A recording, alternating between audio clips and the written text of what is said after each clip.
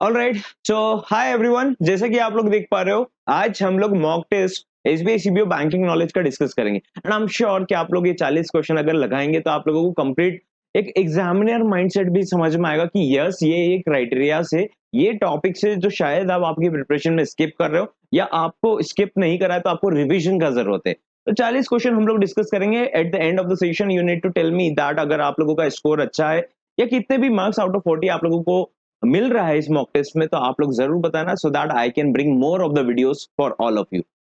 Now the main point is exam कब schedule होगा उससे स्टार्ट करेंगे। एग्जाम स्केड्यूल हो सकता है अभी आपका 20 को, बट स्टिल 4-5 दिन का अभी गैप है।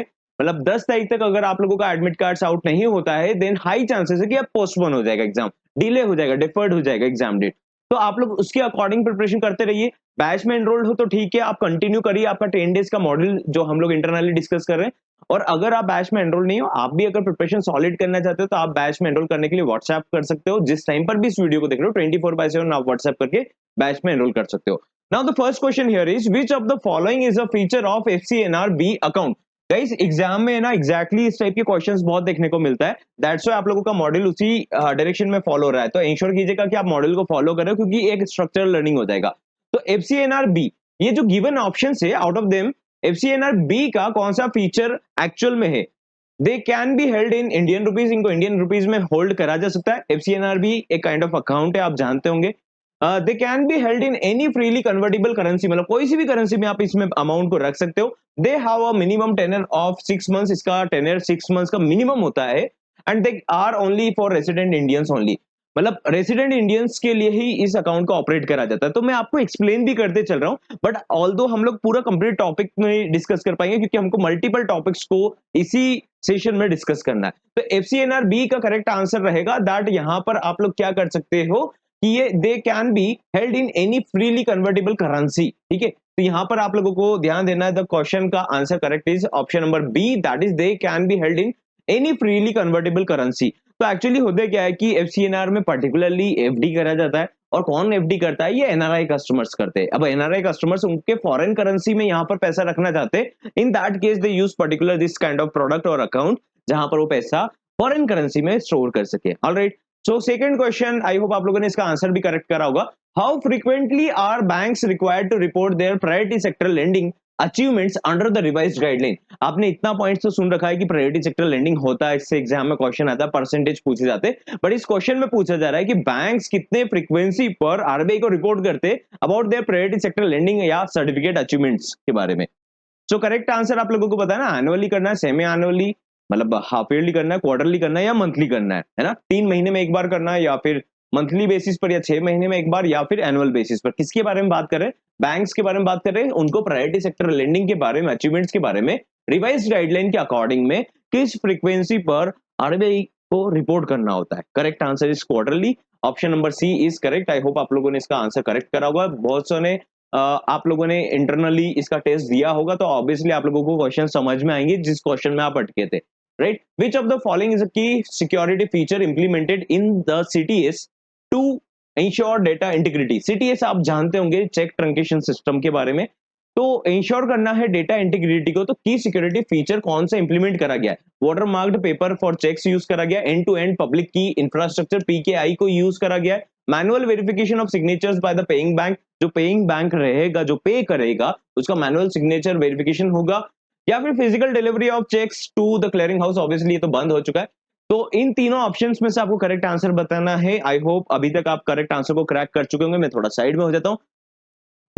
Alright, so I really hope अभी तक आप लोगों ने, मैंने जब इसको रीड आउट कर दिया है तो आप लोगों को क्लिक हो जाना चाहिए। Correct answer is end to end public key infrastructure, that is PKI. PKI is the correct answer. अगर आपने इसको करेक्ट करा है तो आप लोग इसको ऐड कर लीजिएगा।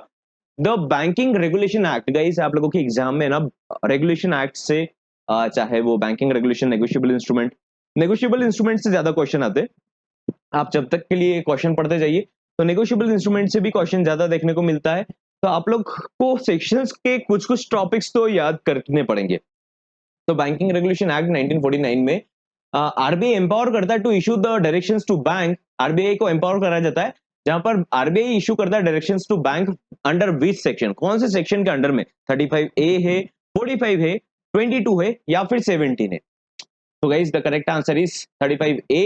35A एक ऐसा सेक्शन है बैंकिंग रेगुलेशन 1949 एक्ट में जहां पर आरबीआई के पास में पावर है, जहां पर वो बैंक्स को डायरेक्शंस देगा। 35A, 35A याद रखिएगा।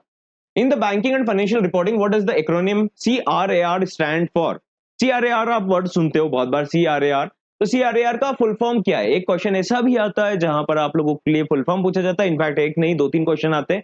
CRAR capital risk allocation ratio है, कैपिटल रिजर्व एडजस्टमेंट रेशियो है, या फिर credit assessment risk assessment rate है, या capital to risk weighted assets ratio है?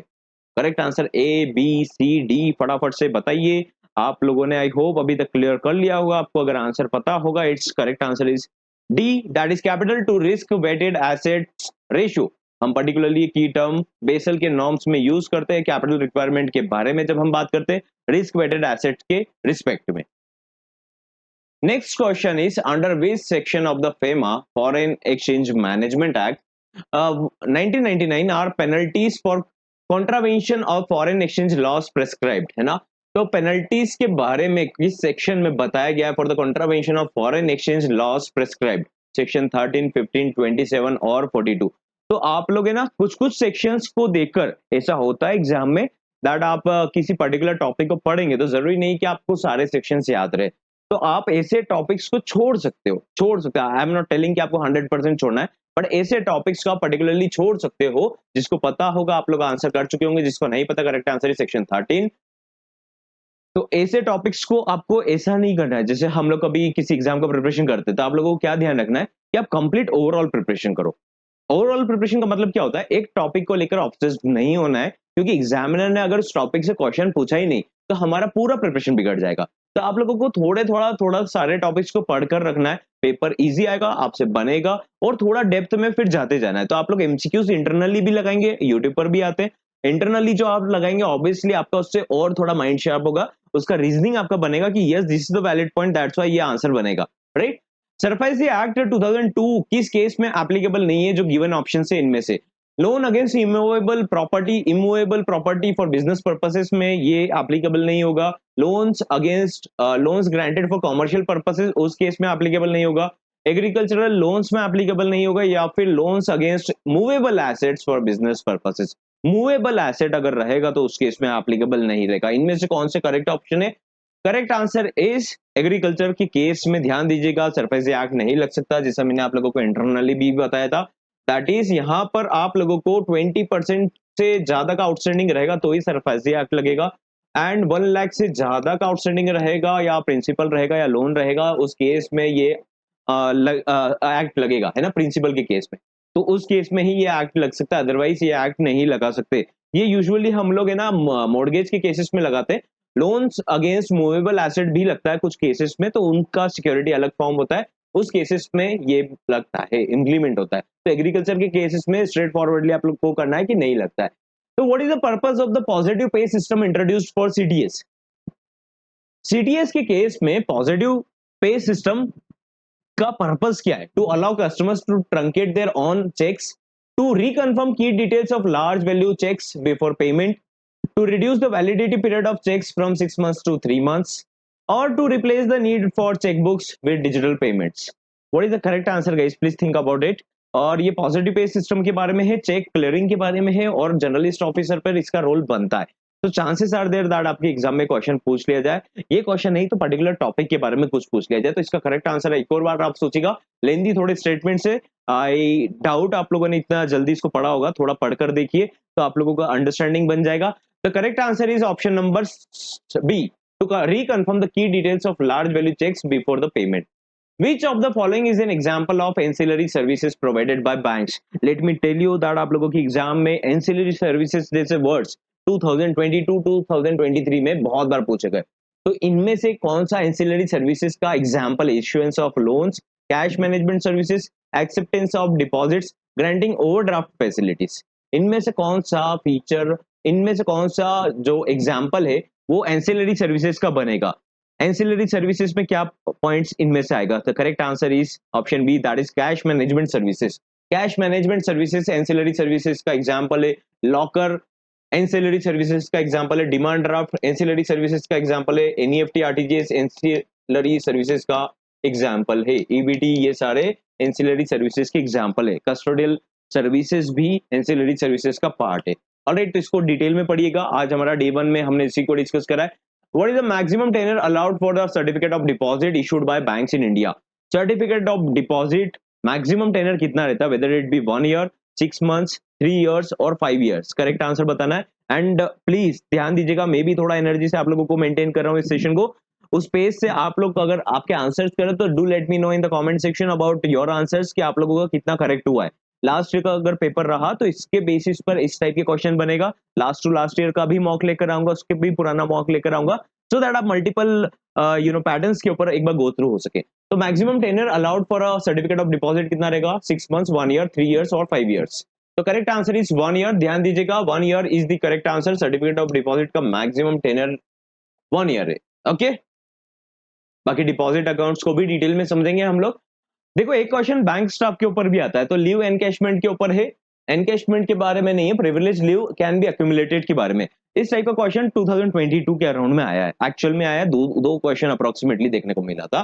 तो बैंक स्टाफ लीव रूल्स जो रहता है, लास्ट ईयर भी आया था, रिस्क वेटेड एसेट के ऊपर आया था, स्टाफ के ऊपर। और एक क्वेश्चन जो आता है दैट इज की एफडी के ऊपर कितना परसेंटेज ज्यादा इंटरेस्ट मिलेगा, 1% के बारे में। तो दूसरी एग्जाम्स में उस टाइप के क्वेश्चन और पूछे गए।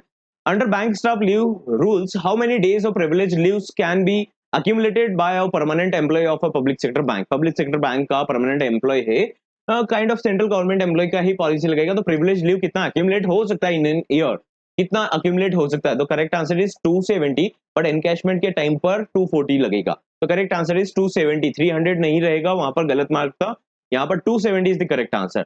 What is the tax treatment of interest earned on NRE deposits? Guys, मैं थोड़ा स्मूथली चल रहा हूँ क्योंकि हम लोगों को 40 क्वेश्चंस कवर करना है। I really do not want कि आप लोग इसमें सेशन को बीच में स्किप करें। What is the tax treatment of interest earned on NRE deposits? तो NRE डिपॉजिट पर कितना टैक्स लगता है? 10% लगता है, 20% लगता है, टैक्स फ्री लगता है, taxable as per the income slab लगेगा। तो correct answer is tax free.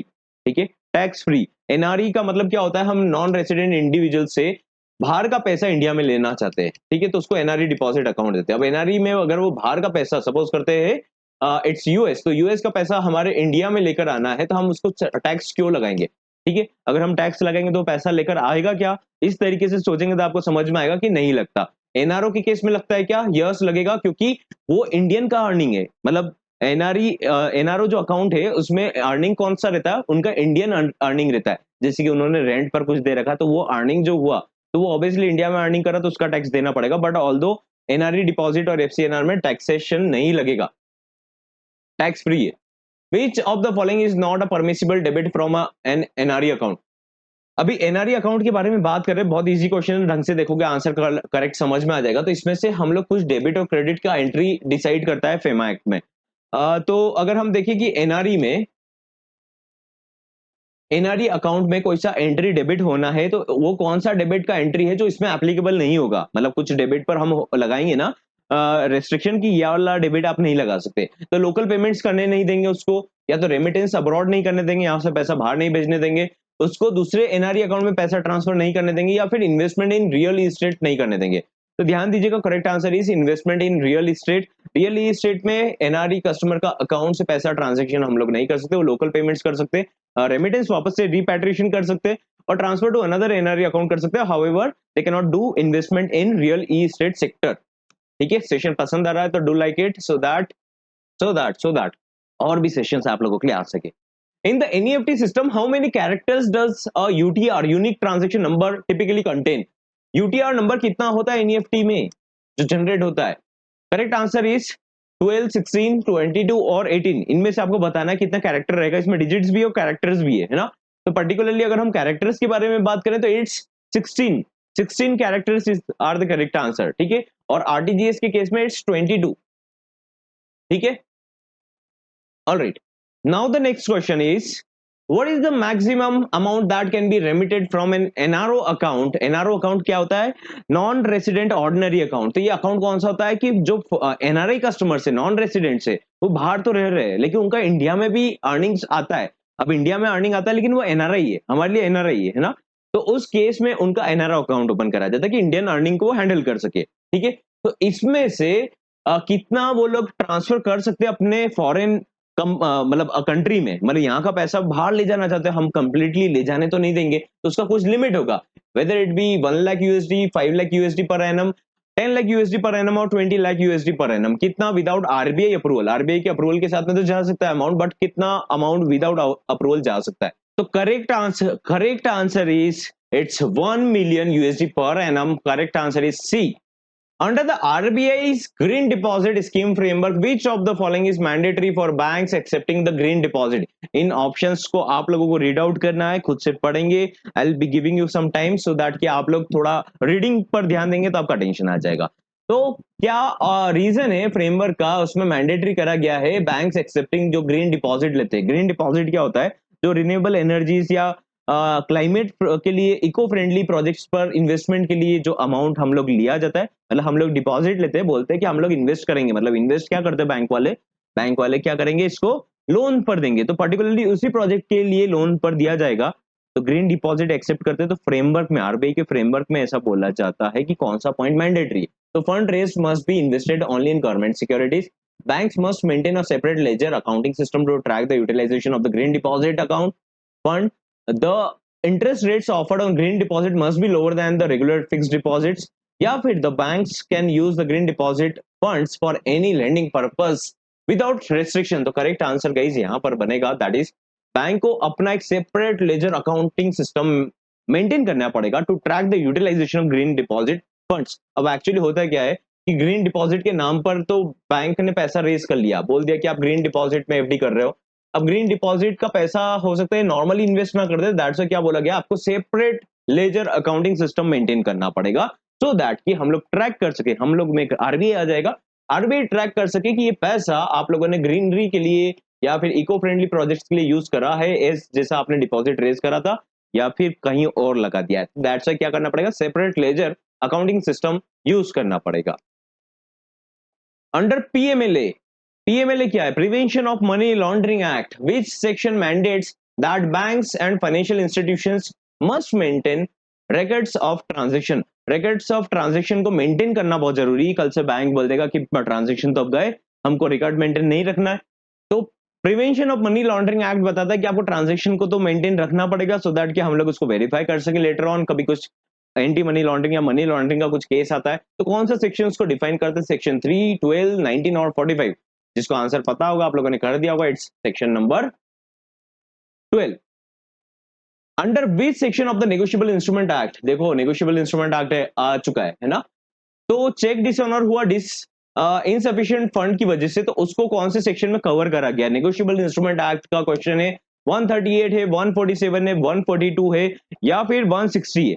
I hope आप लोग सेशन को पसंद कर रहे हो, इतना देख रहे हो, कंटिन्यू करिएगा। जब भी इस वीडियो को अगर आपको स्किप करने का इच्छा होता है, मैंने तो मेरा काम कर दिया आप लोगों के लिए बनाकर, आपको ऐसा रहता है कि कुछ काम में बिजी हो तो इसको पॉज करिएगा, बाद में वापस से ओपन करके देखिएगा जब भी टाइम अवेलेबल मिलता है, चाहे 4-5-10 दिन बाद मिले, लेकिन इस पेपर को पूरा लगा कर जाइएगा। सेक्शन 138, 147, 142 और 160। Correct answer is 138। Which of the following is not a permissible credit to NRE account? जैसा मैंने आपको अभी डेबिट के बारे में बताया था NRE में, अब क्वेश्चन है कि कौन सा क्रेडिट का एंट्री यहाँ पर अलाउड नहीं है। Inward remittance from abroad, interest earned on NRE deposit, local rental income, transfer from another NRE account. तो ऑब्वियसली मैंने आपको जैसा बताया, अगर रेंटल इनकम लेना है, पैसिव इनकम लेना है, इंडिया का इनकम लेना है, तो you should open up NRO account. और ध्यान दीजिएगा कोई भी कस्टमर का सेविंग्स अकाउंट है और वो बाद में एनआरआई हो गए, मतलब जा चुके हैं यहाँ से, एनआरआई हो गए, तो you should close their account, ठीक है, उनका क्लोज होगा अकाउंट और NRE NRO as per their requirement account open होता है। Question number 20, which of the following is a capital account transaction. जब आपने रेमिटेंसेस के बारे में पढ़ा होगा तो कैपिटल और करंट अकाउंट के बारे में पढ़ा होगा, तो इनमें से कौन सा कैपिटल अकाउंट ट्रांजेक्शन होगा। तो payment for imports, remittance for education abroad, investment in overseas shares, payment of interest on loans. So obviously हम लोग इसमें करेक्ट आंसर कैसे आइडेंटिफाई करेंगे, यहाँ पर आप लोग अगर जब भी आपकी एग्जाम में ऐसा क्वेश्चन आ जाता है किसी भी टाइप का, तो आप लोगों को फिल्टर आउट करना पड़ेगा। तो इसमें से देखिएगा कि अगर ऐसा आ गया कि इसमें से एक ही फॉलो कर रहा है, तो इनमें से कौन से तीन एक पैटर्न के हैं जो डिसओबे कर रहे हैं अनदर को? एक ही ऑड दिख रहा है इसमें से, तो ऑड कौन सा दिख रहा है? पेमेंट फॉर इंपोर्ट्स ऑड दिख रहा है आप लोगों को, रेमिटेंस फॉर एजुकेशन अब्रॉड दिख रहा है, obviously it is a kind of current account transaction, ठीक है। और इन्वेस्टमेंट इन ओवरसीज शेयर्स और payment of interest on loans, इसको करना है हमको, इंटरेस्ट ऑन लोन्स करना है या पेमेंट फॉर इंपोर्ट करना है। तो करेक्ट आंसर आपको बताना है कि इसमें से कौन सा कैपिटल अकाउंट का ट्रांजेक्शन है। तो कैपिटल अकाउंट का ट्रांजेक्शन है दैट इज ओवरसीज शेयर्स में आप इन्वेस्ट करना चाहते हो, तो कैपिटल अकाउंट ट्रांजेक्शन में आएगा। कैपिटल अकाउंट का एक फंडामेंटल याद रखना, अगर आपको कंफ्यूजन होगा तो आपको ध्यान रखना है कैपिटल में हम लोग यूजुअली करंट मतलब बिजनेस रिलेटेड ट्रांजेक्शन करते हैं, है ना, business related transaction, mainly business का ट्रांजेक्शन, ठीक है। What is the time limit for surrendering unspent foreign exchange to an authorized person या डीलर? आप फॉरेन घूमने गए, आप वहां से रिटर्न आ गए, आपके पास में फॉरेन करेंसी, तो उसको रिटर्न करने का कुछ एक टाइमलाइन होगा। तो टाइमलाइन क्या बोलता है, whether it B 30 days, 90 days, 180 days और 1 ईयर के अंडर में कभी भी आपके पास अनस्पेंट फॉरेन करेंसी रखा है तो आप उसको दे सकते हो ऑथराइज डीलर या पर्सन को। तो correct answer is 180 days. The acronym of BCSBI, BCSBI का फुल फॉर्म क्या है गाइस? फटाफट से आप क्वेश्चंस को इसका ऑप्शंस को देखिए और करेक्ट आंसर आप मार्क कर लीजिए फटाफट से। ए बी सी डी, अब पूरा पढ़ूंगा तो सभी में कंफ्यूजन हो जाएगा, फटाफट से पढ़ेंगे। Correct answer is banking codes and standards board of India. थोड़ा स्पीड में कर रहा हूं बट आई एम श्योर कि यहां पर आप लोगों को प्रॉब्लम नहीं आएगा। What does the acronym BBPS stand for in the context of Indian payment system? BBPS क्या होता है guys? Bharat bill processing system, Bharat bill pay service, Bharat bill bill payment system, Bharat bill payment system, sorry payment service and Bharat bill payment system. तो आप लोग को answer बताना है, यहाँ पर आप लोग का कंफ्यूजन रहेगा फॉर श्योर, यहाँ पर एक बार सोचने में तो जरूर आएगा। तो सर्विस है या सिस्टम में? Correct answer is system. System सुना है आप लोगों ने वर्ड, इट्स सिस्टम, राइट। चलिए नेक्स्ट क्वेश्चन है, which of the following best describe करता है pledge in banking terms? Pledge, mortgage, इनके बारे में भी क्वेश्चन आता है, सिंडिकेशन के बारे में भी क्वेश्चन आता है। तो आप लोग इंश्योर कीजिएगा कि अगर हम प्लेज के बारे में देखें तो इसका की डेफिनेशन तो आपको पता होना चाहिए। हाइपोथिकेशन क्या होता है? Transfer of ownership of immovable property to the bank. आप इमूवेबल प्रॉपर्टी बैंक को देते हो तो उसको हम बोलते हैं pledge. Temporary possession of movable goods with the bank as security, assignment of future income to the bank for loan repayment, hypothecation of goods without transferring possession। तो देखो ध्यान दीजिएगा, प्लेज का मतलब क्या होता है? जैसे गोल्ड लोन लेने आते हैं तो आप क्या बोलते हैं? उसको प्लेज करा। प्लेज में क्लियरली इंडिकेशन रहता है कि जो पोजेशन रहता है वो टेम्पररी बेसिस पर बैंक के पास में ऐसा सिक्योरिटी दिया जाता है, उसके लिए लोन लिया जाता है। मॉर्गेज के केस में क्या होता है? पोजेशन थोड़ी लेता है सामने वाला, पोजेशन नहीं लिया जाता है, वो सिक्योरिटी पर रखा है, लेकिन पोजेशन किसके पास में? कस्टमर के पास में ही, वही उस घर को यूज कर रहा है कस्टमर, राइट। तो यहाँ पर हमेशा ध्यान रखना पोजेशन की बात आती है, बाकी तो ये भी टेंजिबल एसेट के केसेस में ही आएगा। और अगर हम बात करें हाइपोथिकेशन की, तो हाइपोथिकेशन आप इमूवेबल एसेट पर काउंट कर सकते हो, वैसे क्रॉप्स का भी होता है। तो हाइपोथिकेशन का एक एग्जांपल ले तो auto loan is a good example, जहां पर हाइपोथिकेशन कर दिया बट इसका पोजेशन किसके पास में? कस्टमर के पास में, ठीक है। Now, the next question is, what is the maximum CIBIL score for a borrower? Score a borrower can achieve in the India? Maximum CIBIL score कितना होता है? 800 होता है, 850 होता है, 900 होता है, 950 होता है। मैक्सिमम सिबिल स्कोर कितना होता है? ये क्वेश्चन आया हुआ है एग्जाम में। सो correct answer is 900। Under FEMA, Foreign Exchange Management Act, what is the minimum number of days a person must reside in during India during the preceding financial year to be considered a resident in India?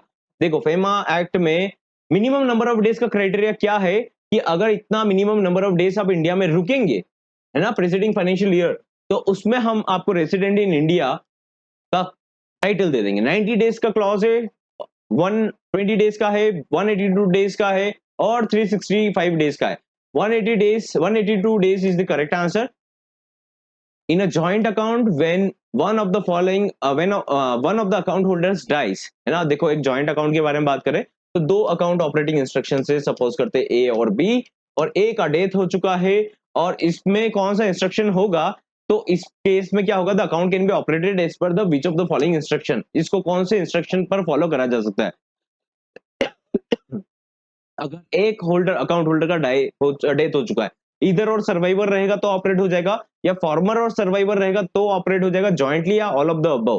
तो obviously correct answer is इधर और survivor, क्योंकि यहाँ पर farmer और letter का word का नाम यूज नहीं करा गया है। तो इधर और सर्वाइवर का टाइटल रहेगा, जब भी जाकर किसी एक का डेथ हो चुका है तो दूसरा ऑपरेट कर पाएगा, इधर और सर्वाइवर का ये अकाउंट ओपनिंग इंस्ट्रक्शन रहेगा।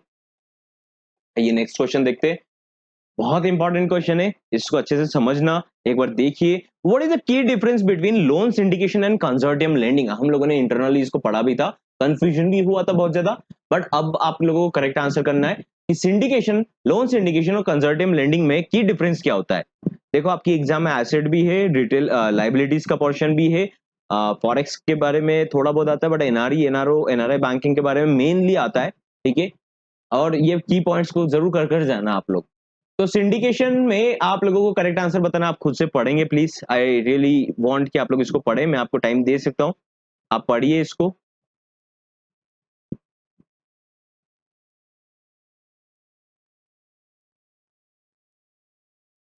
दोनों में की डिफरेंस कैसे पता चलेगा?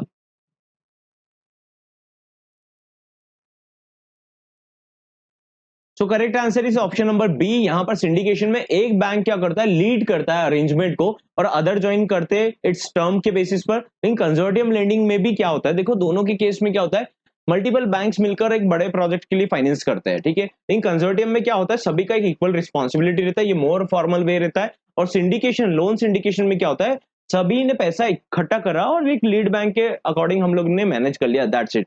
यहाँ पर पुलिंग ऑफ फंड अगर वर्ड आता है तो पुल वर्ड कहां पर होता है, लोन सिंडिकेशन। कंसोर्टियम में क्या करा जाता है, मेनली इसको मोर फॉर्मलाइज्ड वे में लेंडिंग करा जाता है, यूजुअली इंटरनेशनल फाइनेंस में इसको यूज करा जाता है, ठीक है। What is the maximum number of members allowed in a private limited company as per the Companies Act 2002? Private limited company का अकाउंट है, मैक्सिमम नंबर ऑफ मेंबर्स कितने ऐड हो सकते हैं, not directors, maximum number of members कितने add हो सकते हैं प्राइवेट लिमिटेड अकाउंट में? 50 हो सकते हैं, 100 हो सकते हैं, 200 हो सकते हैं, नो लिमिट है। तो correct answer is 50, 100, 200, no limit. Correct answer is 200, 200 is the correct answer. We are talking about private sector, है ना, प्राइवेट लिमिटेड। अब CASA ratio of a bank, bank का कासा रेशियो कैसे कैलकुलेट होता है guys? Current account और savings account का deposit divided by total deposit into 100। इनमें से करेक्ट आंसर बताना है। अभी आप कंफ्यूज हो जाएंगे मैं आपको बोलूंगा तो, इसमें करेक्ट आंसर आपको बताना है, टोटल डिवाइड में डिपॉजिट आएगा या एडवांसेस आएगा। इस क्वेश्चन को प्रॉपर्ली देखिए, अपने आंसर जरूर बताना। मैं भी एक्टिवली आप लोगों के लिए बोल रहा हूँ, और आप भी एक्टिवली अपने बेनिफिट के लिए एटलीस्ट आप लोग एक्ट कर सकते हो, और उस केस में थोड़ा क्विकली आप लोग भी पिकअप करिए। मैं थोड़ा स्पीड मेंटेन कर रहा हूँ, क्योंकि आप लोग भी फटाफट स्पीड में सोचे इस बारे में, ठीक है। तो करेक्ट आंसर आप लोग देख चुके होंगे, इसमें टोटल डिपॉजिट जो रहेगा उसको आपने सम अप करना है, और उस सॉरी करंट अकाउंट और सेविंग्स अकाउंट। देखो हम लोग कासा का रेशियो देख रहे हैं ना, तो कासा का फॉर्मूला थोड़ा सिंपल कर देते हैं। कासा में आप लोग करंट अकाउंट सेविंग्स अकाउंट के बारे में बात करते हैं, तो हम लोग हमेशा न्यूमरेटर में फॉर्मूला में कौन सा रखेंगे, जो कासा का वैल्यू आएगा। कासा का वैल्यू किस में आएगा, करंट अकाउंट और सेविंग्स अकाउंट का मेनली, है ना। हम एफडी को लेंगे नहीं लेंगे, क्योंकि कासा है, करंट अकाउंट और सेविंग्स अकाउंट पर्टिकुलरली, ठीक है। तो इसमें हम डिवाइड कर देंगे टोटल जो डिपॉजिट, इसमें एफडी टीडी सब आ जाएगा, तो टोटल डिपॉजिट को डिवाइड कर देंगे इंटू 100 कर देंगे, हमारा कासा रेशियो निकल कर बाहर आ जाएगा, ठीक है। Which of the following is not a valid operational instruction for a blind person's account? Blind person का अकाउंट है, तो इसमें से कौन सा ऑपरेशनल इंस्ट्रक्शन वैलिड नहीं है ना। इनमें से आपको ऑप्शंस में बताना कौन सा वैलिड नहीं है। अलाउ करेंगे नेक्स्ट टू किन टू ऑपरेट द अकाउंट, उसके किसी रिलेटिव को इसको अलाउ कर देंगे आपकी ऑपरेट करिए अकाउंट को। इशूइंग अ चेकबुक, आप चेकबुक इशू कर देंगे। Obtaining a thumb impression if signatures are inconsistent, या फिर reading out passbook entries privately. इसमें से कौन सा वैलिड नहीं है? ये तो वैलिड है, देखो जैसे पासबुक को आप प्राइवेटली रीड आउट करवाना है उनके लिए, क्योंकि वो ब्लाइंड पर्सन है, ठीक है, नॉट पब्लिकली। और इशूइंग अ चेकबुक आप इशू कर सकते हैं उस केस में। Obtaining a thumb impression if signatures are inconsistent, ये 3 केस तो हो गया है, लेकिन इनमें से कौन सा वैलिड नहीं है?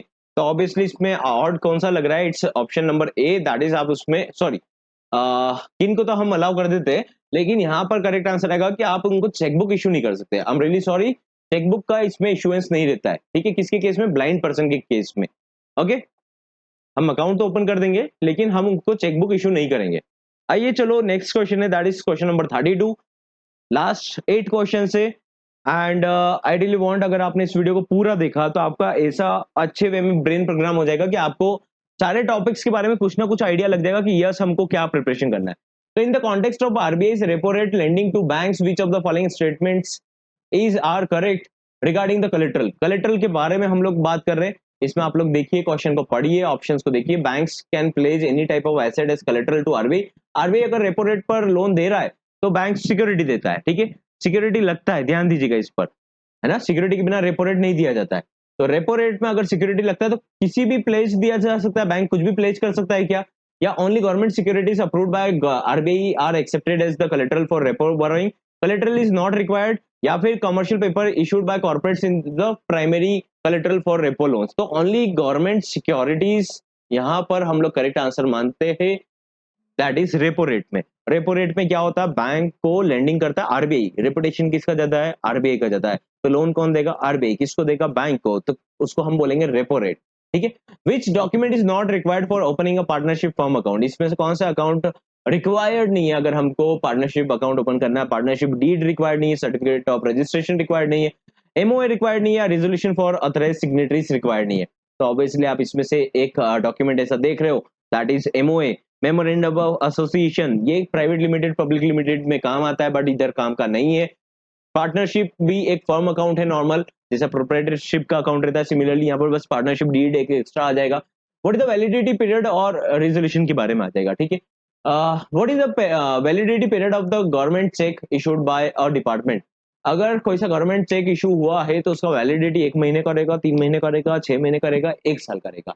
कोई सा भी चेक हो, ध्यान दीजिएगा, उसका वैलिडिटी 3 महीने का स्टैंडर्ड रहता है, 3 मंथ्स, ठीक है। Which of the following is not a money market instruments. Money market instruments इसमें से कौन सा नहीं है, whether it be T bills, commercial paper, certificate of deposit और इक्विटी शेयर्स, इसमें से कौन सा मनी मार्केट इंस्ट्रूमेंट नहीं है। Option A B C D, correct answer is, आप लोगों ने इसके बारे में पढ़ा नहीं है शायद से, ध्यान देंगे हम लोग एक सेशन में इसके बारे में पढ़ लेंगे। इक्विटी शेयर्स मनी मार्केट में नहीं आता, इक्विटी शेयर्स हम लोग डायरेक्ट ट्रेडिंग के पोर्शन पर कवर करते हैं, तो इसमें से उसका पोर्शन नहीं, बाकी सभी मनी मार्केट का पार्ट है।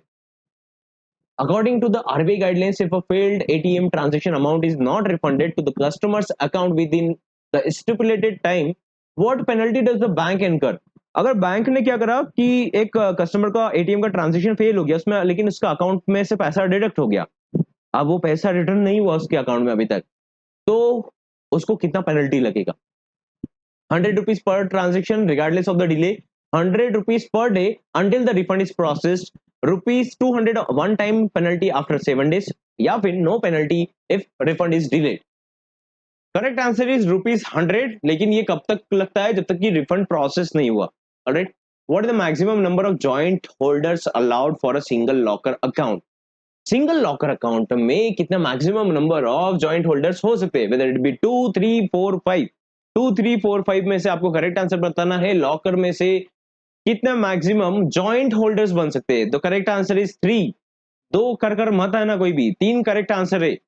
Under the Basel 3 framework, what is the minimum common equity tier 1 capital. CET1 के बारे में बात करें, जैसे मैंने आपको बताया था, कैपिटल 1 और टियर 1 और टियर 2 का कैपिटल रहता है। बैंक के कैपिटल के बारे में बात कर रहे हैं, इसी का एक और पोर्शन रहता है CET1। CET1 है ना, कॉमन इक्विटी टियर 1। तो इसमें बैंक को Basel 3 framework, not RBI, Basel 3 framework के अकॉर्डिंग में कितना मेंटेन करना जरूरी है।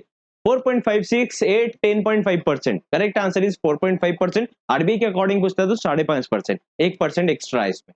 Okay, according to the KYC norms, what is the key requirement for a collecting bank when opening an account. इसमें से केवाईसी के अकॉर्डिंग तो आप फटाफट बताइए, ये क्वेश्चन आपने ही पढ़ना है पूरा। इसमें सबसे ज्यादा इंपॉर्टेंट कौन सा डॉक्यूमेंट है, ABCD। क्वेश्चन नंबर 39 पर हम आ चुके हैं, थोड़ा स्पीड में करना पड़ा है, अभी इतना स्लोली हम लोग इसको करेंगे तो कभी कर नहीं पाते एक सेशन में, दैट्स थोड़ा स्पीड अप कर रहा है। क्वेश्चन नंबर 39 का करेक्ट आंसर बनेगा OVD, ऑफिशियली वैलिड डॉक्यूमेंट। इसमें से की इंपॉर्टेंट क्राइटेरिया है इंट्रोडक्शन लेना, मतलब हम उसे एग्जिस्टिंग कस्टमर का इंट्रोडक्शन पहले चलता था, अभी हमको लेने का इतना जरूरत नहीं है। सिक्योरिटी डिपॉजिट लेना या मिनिमम बैलेंस का हमको पहले मेंटेनेंस का रिक्वायरमेंट करना है, ये इनसे ज्यादा हमको केवाईसी नॉर्म्स में OVD होना जरूरी है, ठीक है। Last question guys to all of you, यहां तक आप आ चुके हो, इट मींस आपके अंदर स्टेबिलिटी है और आप लोग पढ़ने का इच्छा रखते हो। Which of the following documents is required for a resident individual to make a remittance? Remittance समझते हो ना, मतलब यहाँ से पैसा बाहर जाना या दूसरी जगह जाना, है ना, या तो अकाउंट से डेबिट होकर कहीं और देना, जैसे डीडीबी रेमिटेंस के अंडर में आता है। तो अगर हम लिबरलाइज्ड रेमिटेंस स्कीम के बारे में बात कर रहे हैं, मतलब फॉरेन भेजना है, पैसा बाहर भेजना है, तो उसमें कौन सा डॉक्यूमेंट रिक्वायर्ड है फॉर रेसिडेंट इंडिविजुअल? यहाँ का आदमी, यहाँ की लेडीज अगर पैसा बाहर भेजना चाहते हैं, तो उस केस में एलआरएस के अंडर में कौन सा document mandatory? Form A two and PAN card लगेगा, एनकैशमेंट सर्टिफिकेट लगेगा, FIRC मतलब फॉरेन इनवर्ड रेमिटेंस सर्टिफिकेट लगेगा, या फिर इस केस में कोई डॉक्यूमेंट नहीं लगेगा, उसका अकाउंट है तो प्रोसेस हो जाएगा। एलआरएस के केस में कौन सा डॉक्यूमेंट यहाँ पर मैंडेटरी है रेसिडेंट इंडिविजुअल के लिए? तो करेक्ट आंसर ऑब्वियसली यहाँ पर आएगा form A2 and PAN card, है ना, form A2 and PAN card. ठीक है, बाकी हमने फॉर्म A2 के बारे में और फर्दर डिटेल्स भी आप लोगों से कवर करा है। आई होप आपको सेशन पसंद आया होगा। यहाँ तक आपने देखा, कुछ आप लोगों का आंसर जितना भी बना है वो कमेंट सेक्शन में जरूर बताइए, सो दैट मुझे पता चले कि यस आपको नीड है, नहीं नीड है, तो मुझे उसके अकॉर्डिंग पता चले, तो मैं आप लोगों के लिए शॉर्ट एमसीक्यूज ला सकता हूँ, like 5-10 questions. But I really wanted कि आप लोग कंप्लीट एक बार पेपर को, क्या होता है कि जब हम प्रिपरेशन करेंगे तो आपके बहुत सारे सेक्शन है प्रिपरेशन करने के लिए, तो आप कंप्लीट सेक्शंस का प्रिपरेशन शायद दिमाग में ना ला पाए हो अभी तक, बट एक बार आप पूरा पेपर लगाते हो तो आपका डेफिनेटली इसमें अलर्ट अवेयरनेस बढ़ता है। So that was just the motto for the session. I hope आप लोगों को सेशन पसंद आया होगा। जिसने बैच में एनरोल नहीं करा, आप लोग बैच में एनरोल करने के लिए व्हाट्सएप कर सकते हो, व्हाट्सएप नंबर स्क्रीन पर अवेलेबल है। और जो बैच में एनरोल्ड है, आप लोग 10 डेज के मॉडल को जरूर फॉलो करिए। कहाँ पर मिलेगा? माय एनरोलमेंट्स में जाएंगे, आप लोगों को सेक्शन मिल जाएगा, वहां पर आपका डेली पीडीएफ अपलोड हो रहा है, तो आप लोग उसके बेसिस पर ई पीडीएफ कैप्सूल्स आ रहे हैं और टेस्ट भी वहीं पर आएंगे, तो आप लोग उसके थ्रू लगाते चलिए। 10 दिन में हम लोग को पूरा सिलेबस कवर करना है। ऑल द एग्जाम डिले हो सकता है, बट उसमें हमारे साथ बेनिफिट रहेगा कि आपको रिवीजन का टाइम मिल जाएगा। ऑलराइट, चलिए मिलते हैं नेक्स्ट सेशन में।